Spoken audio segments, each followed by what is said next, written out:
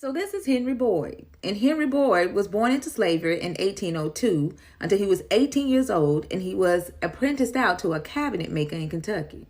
Boyd was so talented at making cabinets, he was able to use his skills to gain his freedom.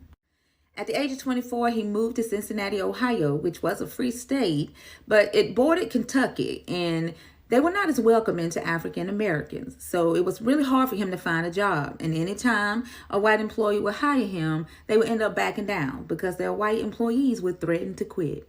So eventually, he found a job working at a store as a janitor. And one day, while he was working, a white man came in drunk as hell, falling all over the place.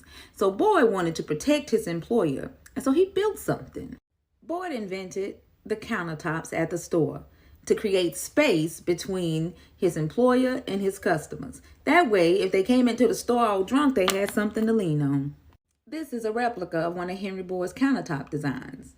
And this is what they look like today. So the next time you walk into a gas station or a grocery store and you lean on that countertop, I want you to think about Henry Boyd.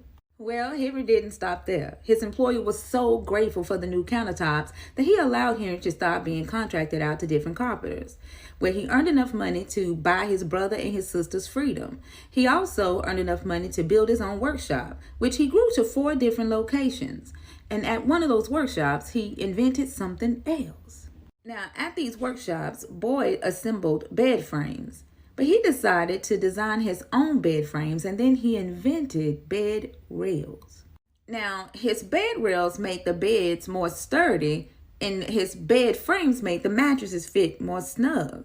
It was said that he had the most beautiful designs all around. Now, his white counterparts, who were competitors in the bed frame industry, loved his design so much they started copying them because they knew that Boyd could not get a patent, because at that time, African Americans were not citizens and could not get their own patent. So Boyd went into business with his white employer, who ended up getting the patent for him. His employer even advertised that the bed rails were made by Boyd.